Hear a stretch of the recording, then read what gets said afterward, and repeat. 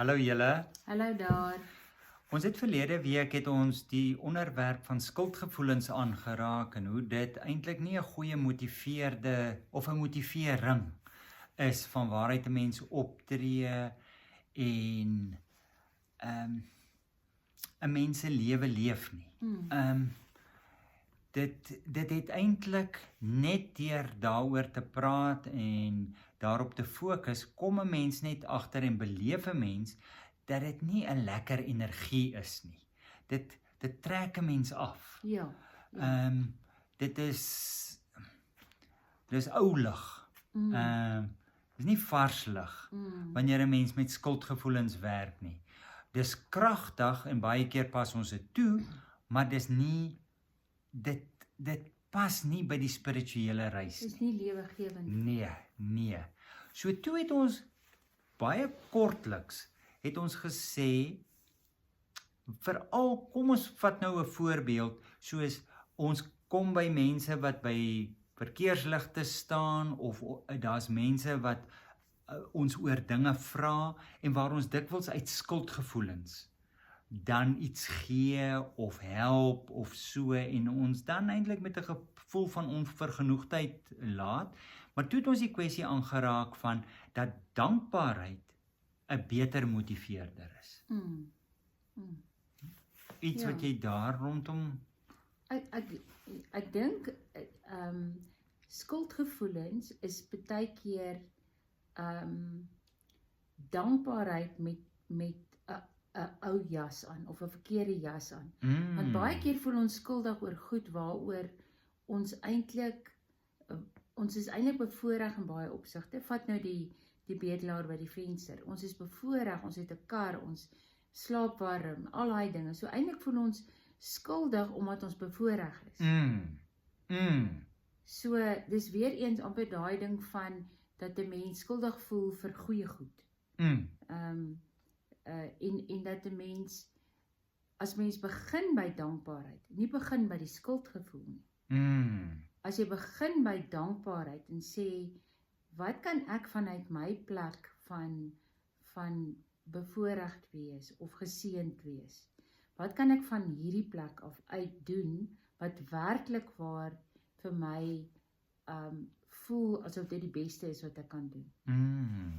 Dit mag wees dat jy instinktief aanvoel dat 'n spesifieke ou by 'n verkeerslig regtig waar die behoefte het wat jy aan kan voldoen. Dit mag wees dat jy sê ek gaan op 'n ander manier dit doen. Ek gaan op 'n ander manier betrokke raak by 'n sopkombuis of by nood wat 'n mens rondom het. Ja. Maar dan doen ek dit vanuit 'n ander plek as hierdie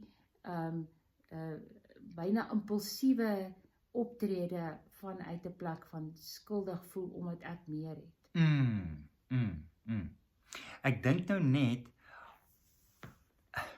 ons praat nou weer vanmôre hieroor om te sê, jy weet, jy behoort eintlik skuldig te voel as jy nie meer dankbaar is. Ja, ons kan onsself so vaskoek. Ai tog.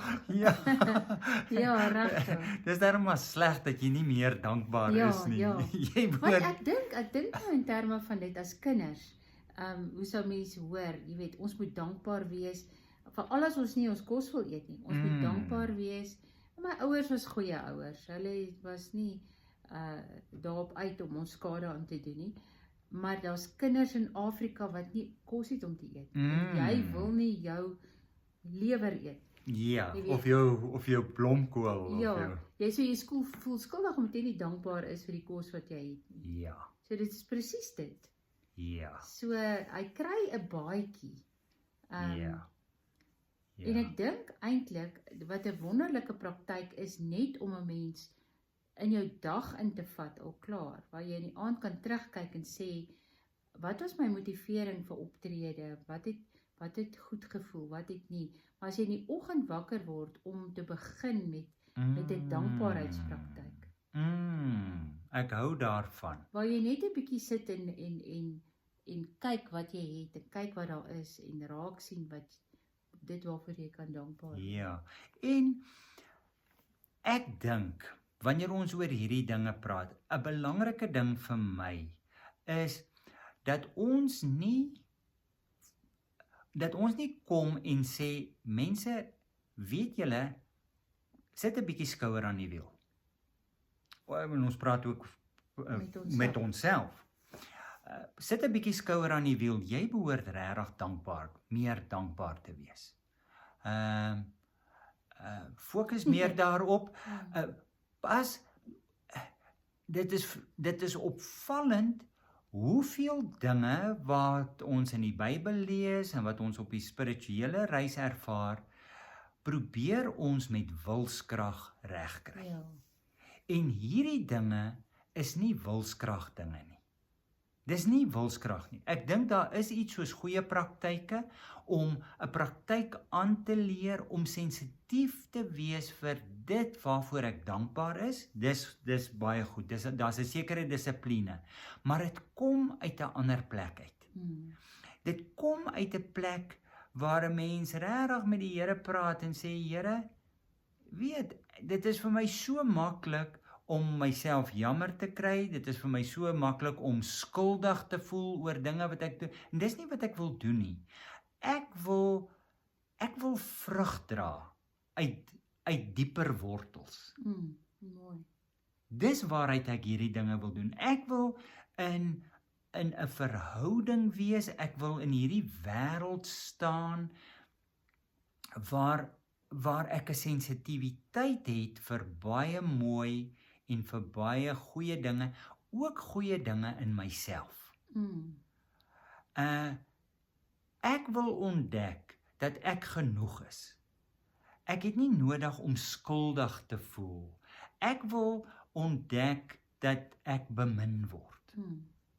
Dat ek dit is 'n baie ryker bodem en dit is nie, jong, probeer bietjie harder. Werklik, dis teleurstellend hoe ondankbaar julle is. Werklik. Nee man mense, kom. Dis nie waaroor Maak 'n bietjie daai 100-punt lys van Ja. waarvoor jy kan dankbaar wees. En dit kan baie ek dink as 'n mens so 'n lys maak en ons gaan hom 'n bietjie op die blok sit, so 'n lys. Mense, winterlakens, 'n glas skoon water. Ja. As jy in die dorp is, 'n toilet waarvoor jy nie moet betaal nie. Ja, 'n skoon toilet. 'n skoon toilet. Dis sulke dinge. Daar's soveel mooi dinge en ons fokus op die negatiewe, maar dit moet uit 'n bron kom. Dis vir my so mooi wanneer Jesus praat, hy sê 'n goeie boom dra nie slegte vrugte nie. Dit kom 'n boom met wortels, met 'n stelsel dra sekere vrugte. Dit moet daar gebeur. Of wanneer Jakobus praat oor 'n fontein wat nie bitter en soet water, dit kom uit 'n bron uit. Ek dink dit gaan oor hierdie bron, dit gaan oor wortels. En dat ons daarmee besig is in hierdie beeld van God, hierdie dat ons regtig, dat ons stil word en sê, Here, ernstig het ek 'n toksiese prentjie van U. Dit is so mooi, né, wat Teresa van Avila sê, ek het U nie lief nie. En ek het nie eers 'n begeerte om U lief te hê nie. Maar ek het 'n begeerte om 'n begeerte te hê om U lief te hê. Ek bedoel, sy tree terug, en met hierdie dinge, Here, ek het 'n prentjie van U wat my baie skuldig laat voel. En as ek dood eerlik is, en ek voel wat is die energie wat in my loskom met daai prentjie, ek hou nie van daai energie nie. Ek wil nie daar vassteek nie. En ek weet nie mooi hoe om hierdie ding te benader nie, maar ek wil werk met 'n prayer of examen, ek wil werk met 'n sensitiwiteit vir die dinge in my lewe waarvoor ek dankbaar is, en ek wil in gesprekke met mense wees waar ek oor hierdie dinge praat, met 'n geestelike begeleier of wat ook al, sodat hierdie beeld verander.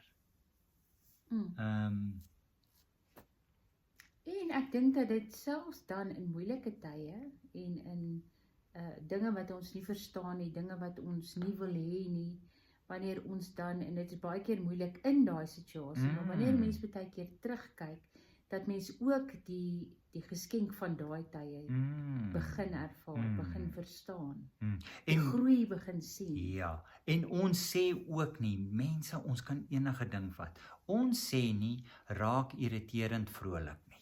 Nee, o hemel nee. Weet jy nee, weet jy, Ek het soveel om voor dankbaar. Ek het Ons so- het soveel om Ons dankbaar het. te wees. maar voel jou pyn, voel jou seer, voel jou verlies, beleef dit ten volle. Dit is net so legitiem en belangrik en deel van die reis.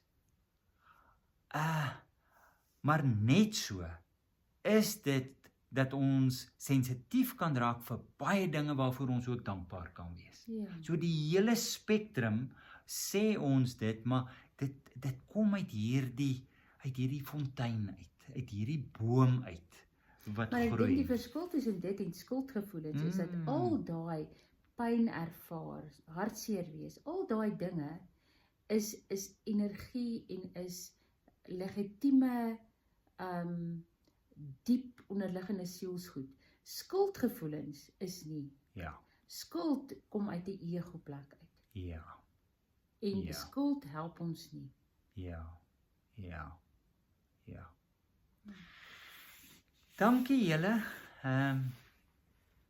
As 'n mens met hierdie dinge begin werk, dan kom jy agter wat is dikwels ons motiverings en so aan. So mens gooi die net wyd, maar dit is lekker om met julle hieroor te praat. So volgende week gesels ons weer. Mooi bly almal. Tata.